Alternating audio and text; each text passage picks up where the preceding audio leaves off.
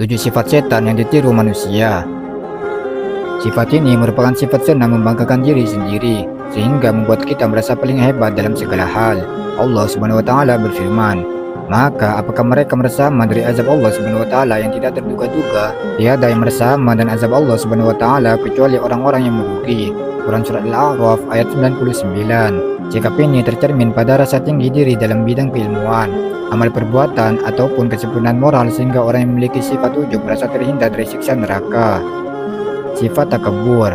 Sifat takabur adalah sifat dari perbuatan yang merasa dirinya lebih segalanya dan menilai orang lain lebih rendah. Allah Subhanahu wa Ta'ala telah berfirman, "Apakah yang menghalangi engkau sehingga kamu tidak bersujud kepada Adam ketika aku menyuruhmu?" Iblis menjawab, "Aku lebih baik daripada dia.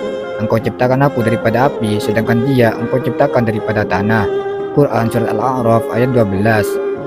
Sifat sombong. Iblis merasa dirinya jauh lebih mulia dari Nabi Adam, sehingga merasa tak pantas untuk bersujud kepadanya. Karena hal itu iblis dikeluarkan dari surga. Allah Subhanahu wa Ta'ala berfirman, "Dan ingatlah ketika kami berfirman kepada para malaikat, sujudlah sujud penghormatan dan pemuliaan kamu kepada Adam. Maka sujudlah mereka kecuali iblis. Namun ia enggan dan sombong, dia termasuk golongan orang-orang yang kafir." Quran Surat Al-Baqarah ayat 34. Sifat menggoda. Al-wasalah. Maksud menggoda di sini yaitu adanya percakapan hati yang dibisikkan oleh syaitan. Bisikan yang dilakukan oleh syaitan tidak mencerminkan kebaikan dan manfaat. Allah Subhanahu wa Ta'ala berfirman, "Kemudian syaitan membisikkan pikiran jahat kepada mereka agar menampakkan aurat mereka yang selama ini tertutup." Quran Surat Al-A'raf ayat 20. Sifat ingkar janji. Allah Subhanahu wa Ta'ala berfirman, "Dan ketika syaitan menjadikan mereka memandang baik pekerjaan mereka dan mengatakan, tidak ada seorang manusia pun yang dapat menang terhadapmu pada hari ini, dan sesungguhnya saya ini adalah pelindungmu."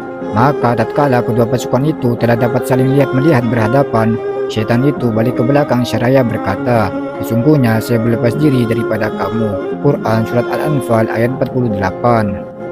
Sifat menghasut. Nazah berarti mencerca atau memfitnah, menghasut, membujuk, dan membisik. Sifat-sifat itu merupakan sifat iblis laknatullah. Nazah merupakan seorang pada keraguan dan kerusakan akidah. Allah Subhanahu wa Ta'ala berfirman, "Dan jika kamu ditimpa suatu godaan syaitan, maka berlindunglah kepada Allah Subhanahu wa Ta'ala. Sungguhnya Allah Subhanahu wa Ta'ala Maha mendengar lagi Maha mengetahui." Quran Surat Al-A'raf ayat 200.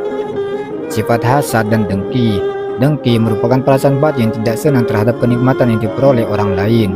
Kedengkian memakan kebaikan sebagaimana api membakar kayu bakar. Hadis riwayat Abu Dawud dari Abu Hurairah. Wallahu a'lam bishawab.